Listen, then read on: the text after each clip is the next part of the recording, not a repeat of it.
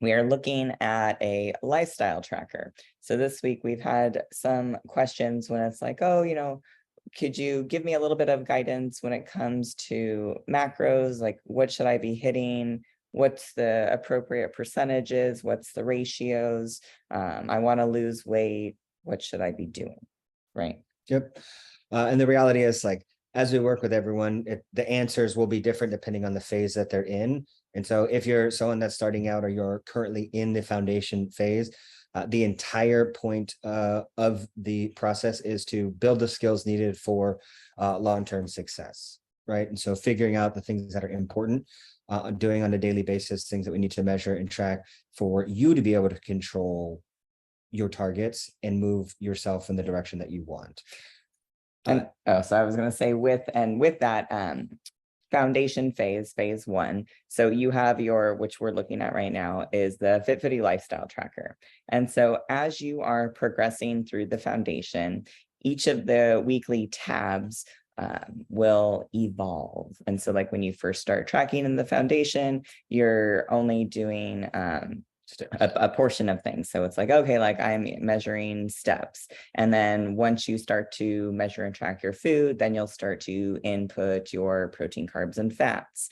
And you'll be doing daily weights, and it'll start to evolve so that essentially it looks, let me zoom out a little bit on this, like this, to where you have macronutrient targets that you're hitting, calorie targets, you're rating yourself for the week. You have an entire picture, and you know what is happening with what it is that you are currently doing. And it's done in incremental ways so that you can focus and practice on those skills. Because if you don't have a grasp on how to measure and track your food, to measure yourself daily, then over time, when it gets to the point of like, all right, like I'm going to hit a targeted goal, it makes it very challenging if you haven't mastered those skills. And so in the foundation phase, you are building up to be able to hit protein and calories, because those are ultimately the two factors that is going to make the biggest difference when it comes to changing your physique, whether you want to be a bigger, stronger version of yourself, whether you want to be a leaner, stronger version of yourself. Protein and calories is where it is at. Yep.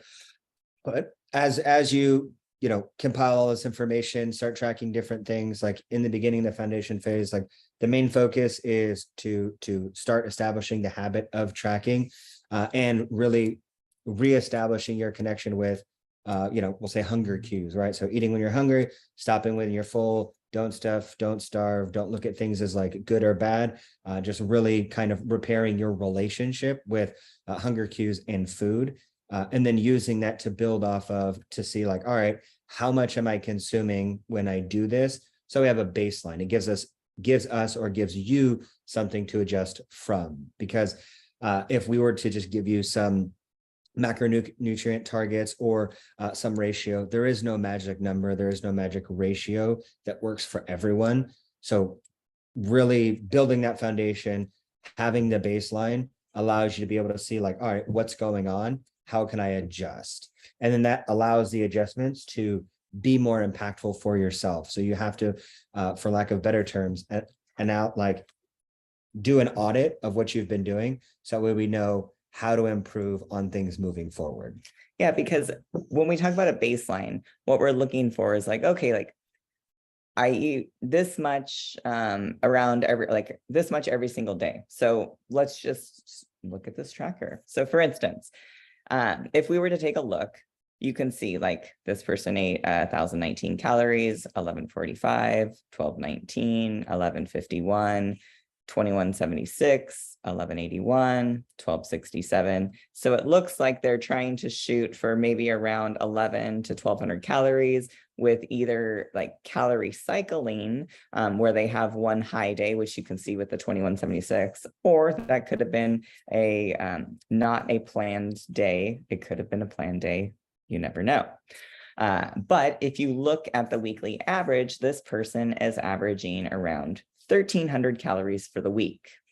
You can also see that they're averaging 136 grams of protein for the week. Per day for the Yes, per day for the week, sorry. And then you can see that they have daily weights. So they started at 145.8, and then they're incrementally, it looks like, kind of steadily going down in weight. Oh, there's a little bit of a spike. But if we were to look to see what they did the day before, they ate a significant amount of calories. So not a surprise that there was a spike in weight. But they dropped back down, and you can see that the average weight for their week was 142.26. Now, if we take a look at the following week, and this is why you want to have at least 2 weeks of data to see what it's happening, because you can't compare it to anything. So you have to have at least 2 weeks of data to be able to see, like, okay, like week 1, I was this weight. Week 2, I was this weight. Week 1, I ate this many calories. Week 2, I ate this many calories. So then you can see what's the trend, because you have to have 2 points in order to see a trend. That's just math for you. But let's look at this week. So this week, their weekly average was 1366. So the prior week, they ate around 1308. The second week, they ate around 1366. And you can also see that their weight has also decreased. So their weekly average weight was 139.49, and the previous week was 142.26.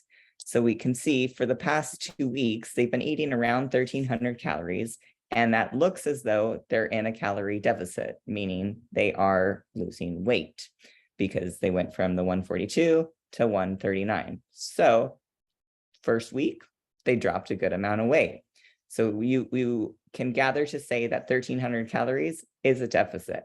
Now, if this was you, you could see, oh, like, was 1,300 calories, was it doable? Did I want to eat my fingers off? Am I happy with the way that my weight is trending, with making sure that I'm getting enough protein? So I'm going to say, if this person's 138 pounds and their weekly average for protein, or daily weekly average, is 135, they're getting at least a gram per pound of protein. So they're hitting their protein, and they're hitting 1,300 calories, which is a deficit for this person, because we can see that they are losing weight.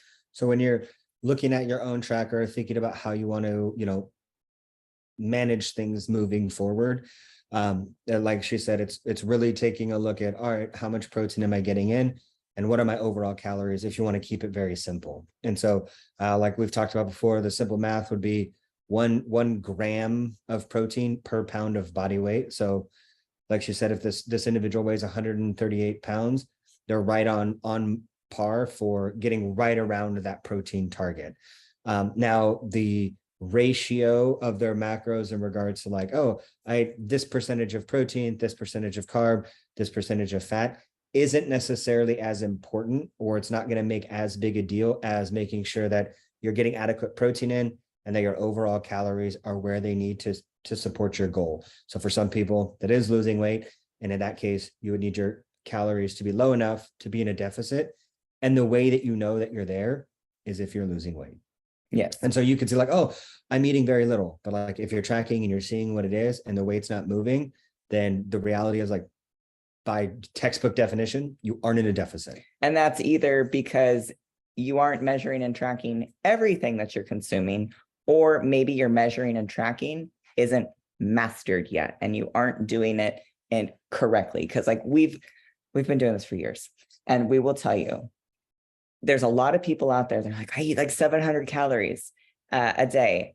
And like, when they actually start to learn how to measure and track, they realize, oh, I was only tracking net carbs. I didn't track all the carbs I was actually eating. It's like, okay, well, they went from 700 calories to now they were eating 1,600 calories because they were only tracking particular carbs.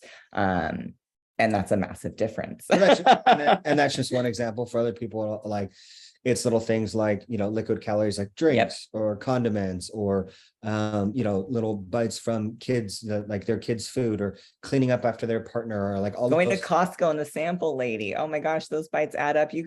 I swear, we went there one day, and we were like, okay, like, let's just kind of like see how many calories this would add up to be. And I think all the bites and samples were between 300 and 400 calories. No joke. Mhm. Just at Costco from sampling. But people don't either, they don't account for those, thinking like, oh, it's just a little bite. Those bites add up. And I like out here in Austin, I don't know, they don't do this everywhere.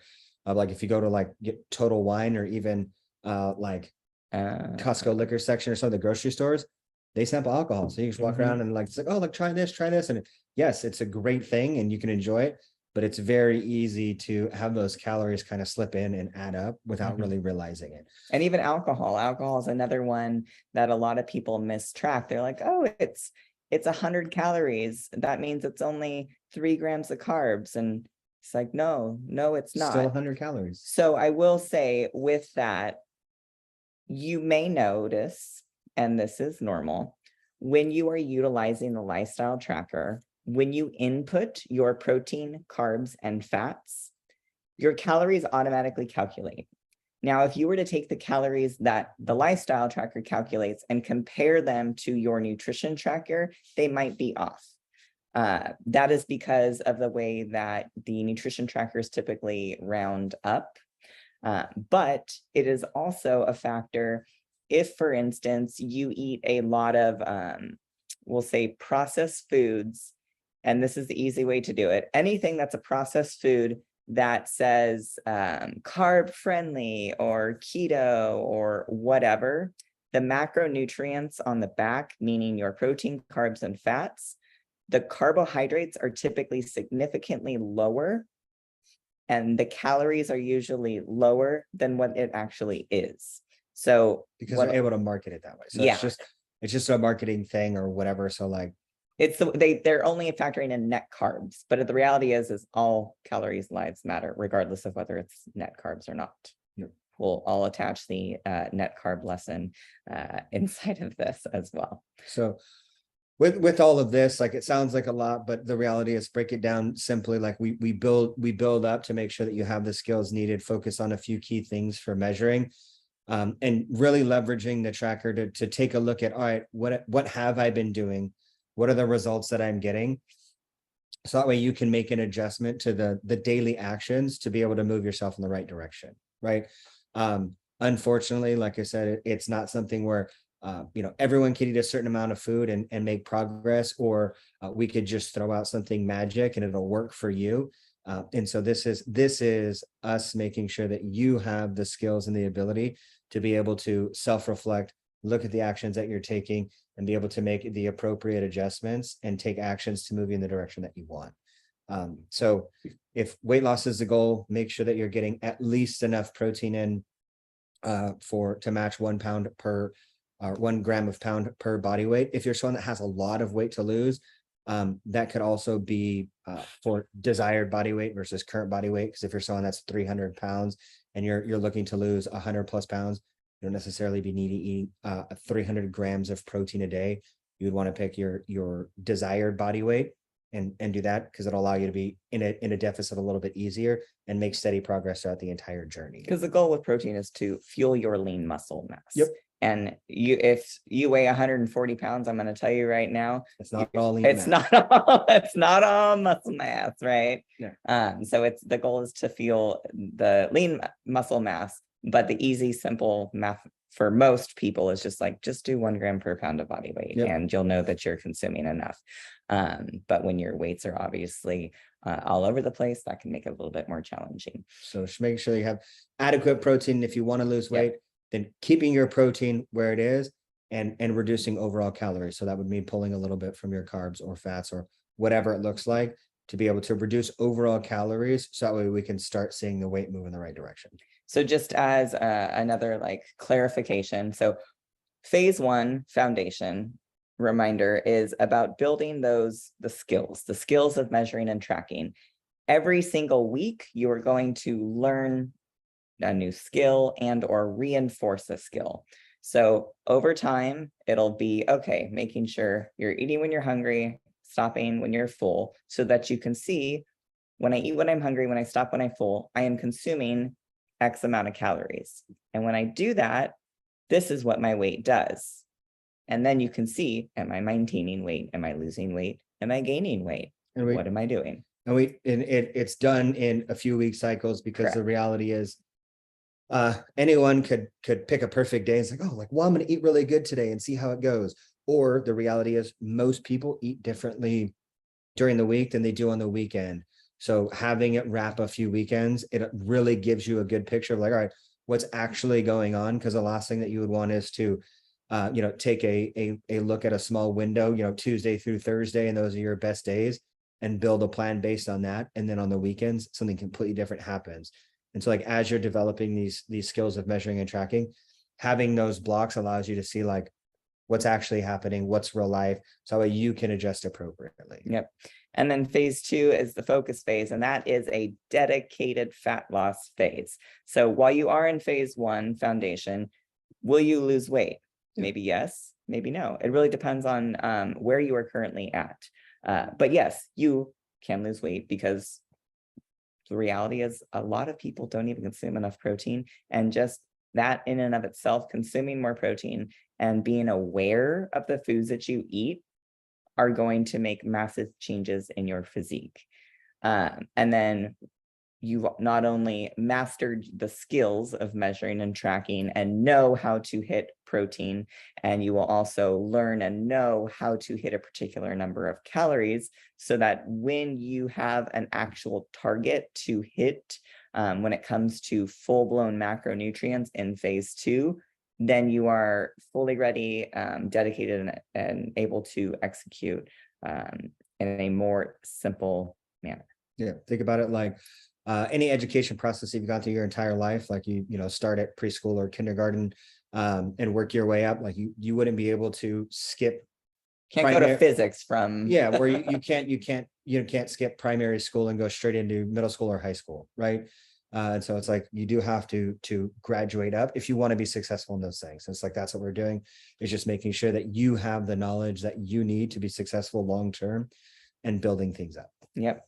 I'm gonna stop sharing my screen, but hopefully that was helpful, gave you a little bit of insight, also gave you a little bit in regards to like, what is the purpose of the tracker? I know we've kind of covered this, but this kind of just gives you a way to help evaluate what is happening so that you can adjust the plan Because with what's happening. simply tracking something won't fix anything. No.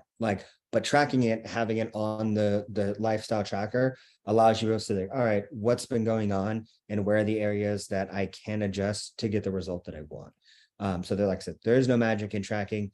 The magic comes in making the adjustments once you review the data. So looking at it, saying, all right, I've been eating this much, I've been moving this much, this is what my weight's doing, which can I or will I adjust to be able to move in the direction that I want.